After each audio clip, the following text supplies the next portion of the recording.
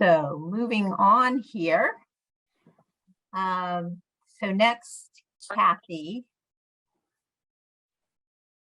Good morning, everybody. Thank you for having me here to give this brief update on where the program is at.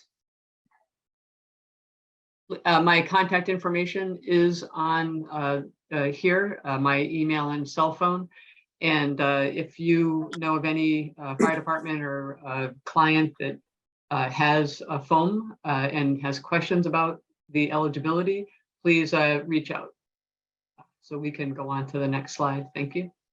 So just to sort of give a brief overview, this program was started back with my predecessor, Nick Childs, and he worked, MassDEP in partnership with Mass Division of Fire Services, initiated the collection and destruction program for the legacy foam. That's the pre-2003 foam. And that was very successful. And I want to note, I realized this morning these correction to these numbers.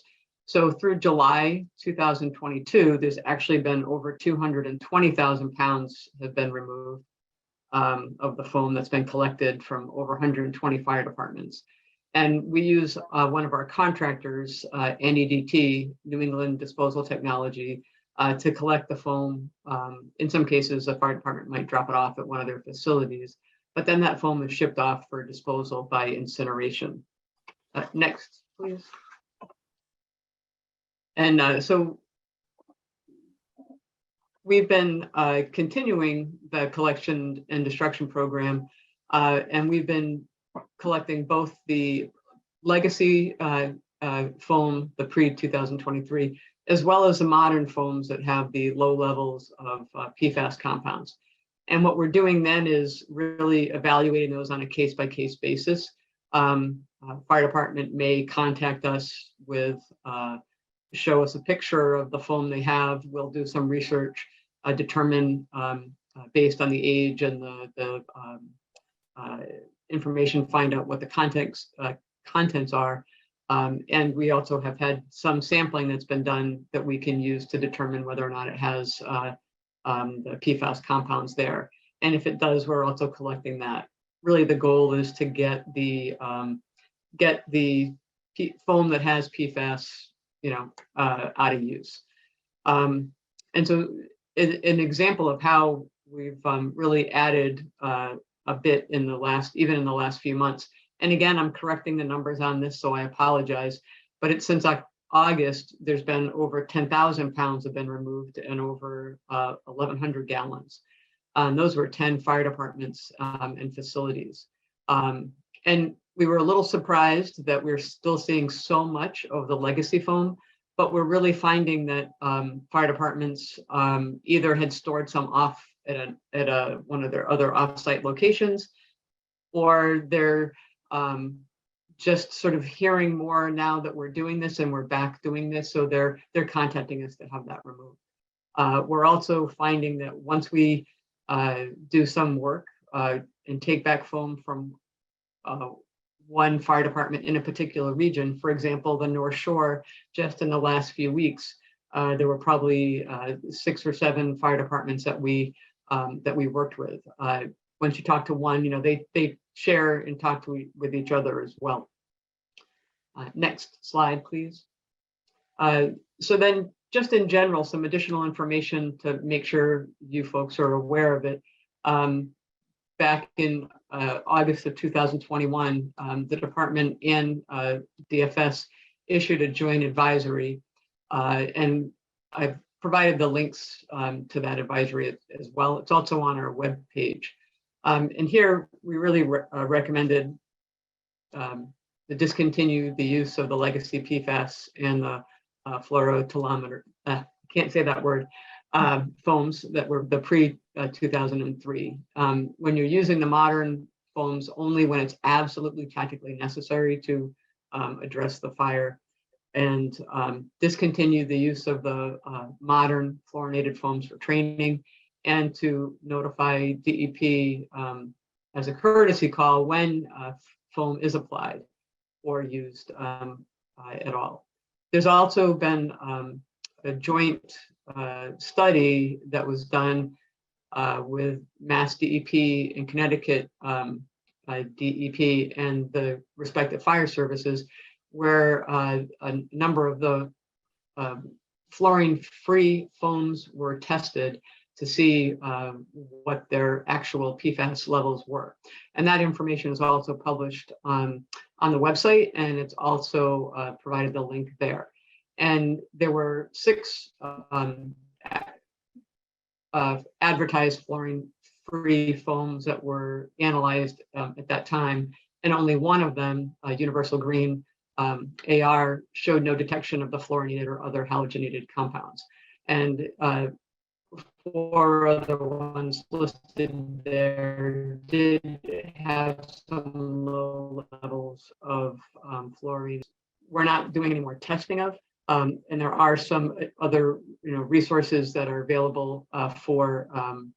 There's some links in that study as well for folks to be able to continue to look to see what is out there that would be best for them to use. Next slide, please. And I'm sure many of you know the Massachusetts PFAS Interagency Task Force issued their report in April, and they had several recommendations specific for AFFF. One was providing funds for a second round of the AFFF Take Back program, and we were very happy that $250,000 had been allocated in this FY23 budget.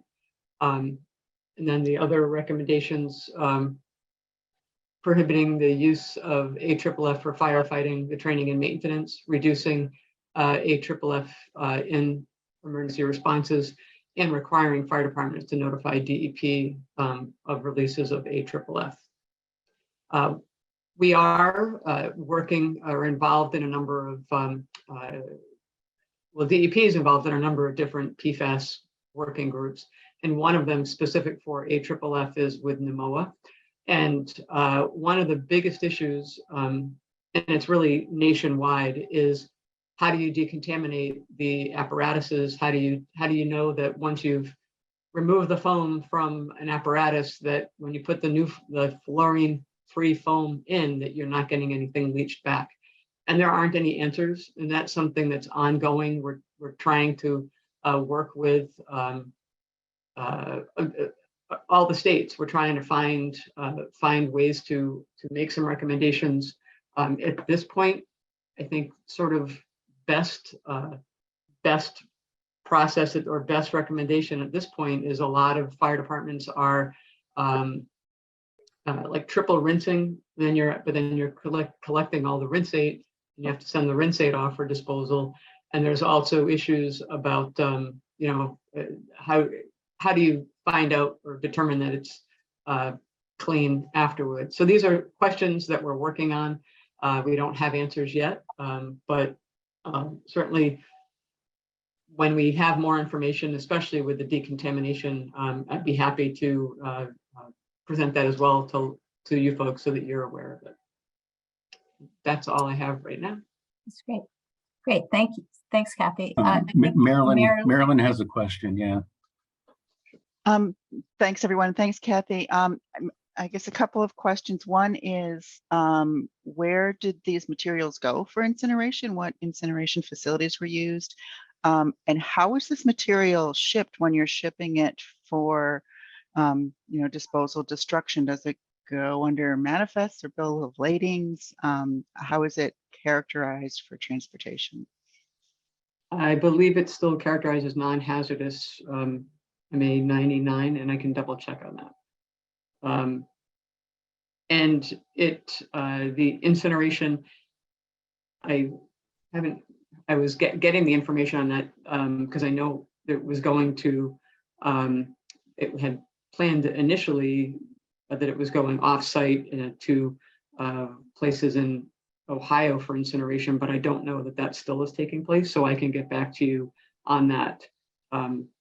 I had reached out to get that answer yesterday, and I hadn't received it yet, so I can get that back to you folks.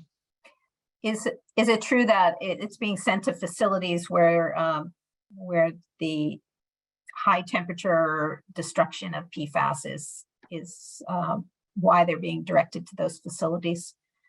That's correct. Yeah.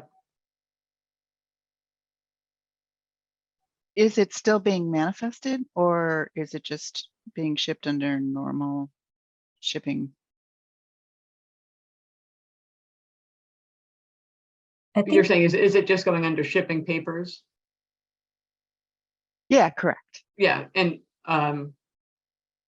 again, I believe and I apologize, I believe it's the non-hazardous, so it wouldn't have to go as a manifest, but it's the MA99.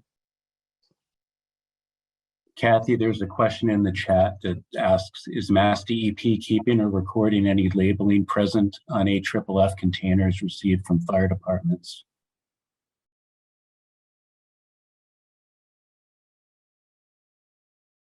We often are, most often we're receiving a picture of the container, but we're not recording other information from that.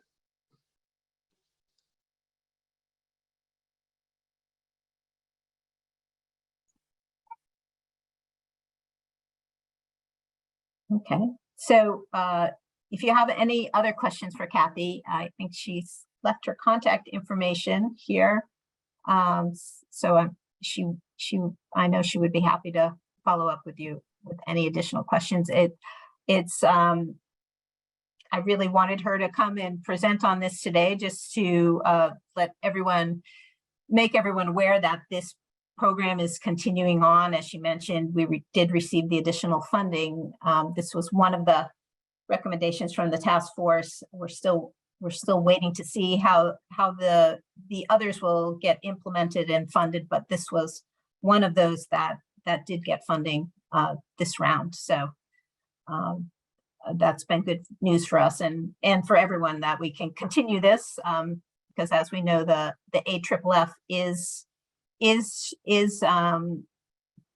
a predominant source of the PFAS contamination that we're seeing at sites. Okay, thanks, Cathy. Sure, and Liz, I'll get that additional information for you from regarding the incineration location and provide that to you as soon as I have it. Okay, sounds good. All right, so continuing on, I think we just have a few more items. I didn't include in my earlier highlights the work that we're doing on PFAS sites, but that has been a topic that we've been addressing over the past couple of years. So I just wanted to touch upon that briefly, that does continue to be a significant portion of the work we are doing, particularly involving our regional staff, as well as our contracting staff in Boston that are able to deploy contractors if we need them to assist in response or assessment work. And really this past year, we had been keeping track of the results as they were coming in from the public water supply testing program and the private water supply testing program that was administered by UMass, and following those programs as they came to completion, and they had wrapped up in June of last year. Much of the work we're doing now is following up on, or continuing to follow up on, those results from those programs. Our regional staff have organized around PFAS site work. So we have PFAS teams and staff dedicated to that work in the regions. They also have a cross-regional group that meets to compare notes and assist each other in the work that they're doing. In addition to the sites that are coming to us through the testing programs, the other ones we are seeing in terms of new notifications would be from due diligence work, where the property use would indicate the potential for PFAS, and people have started testing for it, or there has been a recent incident where, for example, AFFF was used, so follow-up testing to see what the impacts might be from that.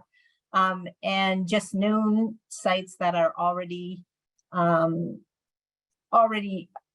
doing work addressing other contaminants have started looking for PFAS and finding it. I just wanted to talk about the types of activities we're doing in terms of our work in waste site cleanup. As I mentioned, we're focused on source and site discovery activities. And so when we get information about potential impacts, we look to see whether there might be other nearby impacts. So for example, with a private well detection, we will work from that known well to seeking access to test nearby wells, and then work out from there to see the extent of any impacts from PFAS contamination that's showing up in those drinking water supplies. And then we follow our usual process, looking for nearby potential sources through desktop surveys, some cases surface water sampling, some other additional investigation work, seeking to identify potentially responsible parties. And if we're successful in doing that, having them pick up the response work from there and continue on with the assessment.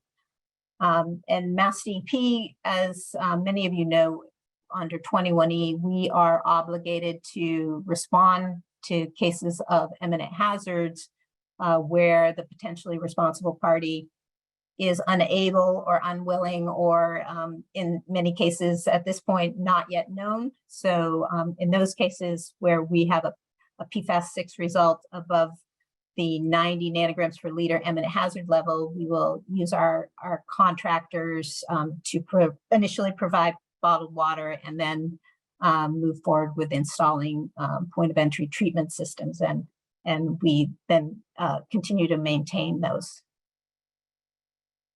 So this is just a kind of a summary of the work that is ongoing with respect to PFAS sites, and to kind of sum up where we are to date in terms of just the number of sites. We're at this point approaching about 100 PFAS related release tracking numbers, or so roughly equivalent to the number of sites. In the case of imminent hazard response, the majority of those at this point are being handled by potentially responsible parties and not MassDEP. So the work to install POET systems and to monitor them is being done by potentially responsible parties. For our part, MassDEP has installed and is maintaining about 37 POET systems at this point. So we expect to continue to see some sites being added to that as we continue to do more testing in terms of following up on known detections.